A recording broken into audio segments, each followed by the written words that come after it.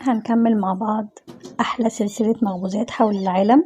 أنا آسفة سبتلكوا الصوت الأول عشان أسمعكوا صوت القرمشة. والنهاردة هنروح فرنسا وهنعمل الباجيت. الباجيت من أشهر المخبوزات في فرنسا واسمه يعني عصا، وفي حكاية ورا سبب التسمية دي، يلا بينا نعرفها. نابليون طلب من الخباز إن هو يعمل خبز سهل للجنود عشان ما يكونش حمل عليهم في الحرب، فقرر إن هو يسهل على الجنود وضعه في جيوبهم وعمله على شكل عصا، وده كان السبب اللي خلى فرنسا تنتج 16 مليون رغيف باجيت يوميا.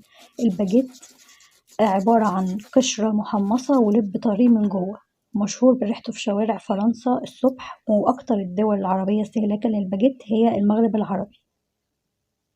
وقبل ما نبدأ وصفتنا ما تنسوش اللايك والشير والمتابعة، ويلا بينا نقول المقادير.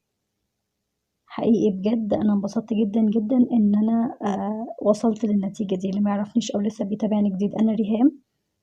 معانا 350 جرام من الدقيق، هنحط عليهم 10 جرام من الملح وهنقلبهم كويس. وبعدين هنا معانا 225 ملي من المية، هنحط عليهم 8 جرام من الخميرة ومعلقة صغيرة من السكر.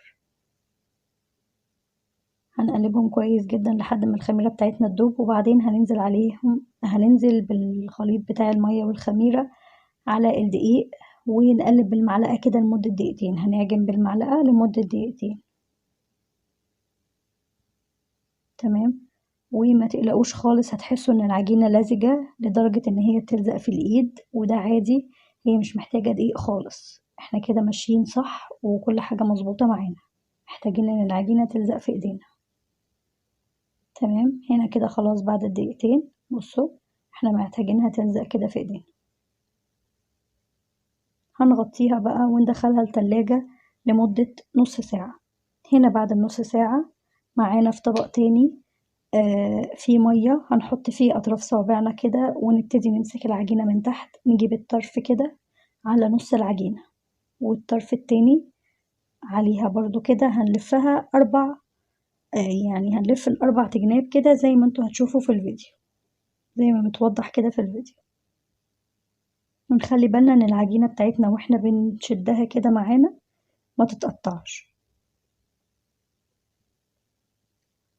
بعد كده بقى هنرفعها ونخبطها في البولة كده حوالي 10 مرات. هنعمل الموضوع ده في كل مرة. تمام. زي كأنك بتعجنيها كده، بس انتي مش بتعجني.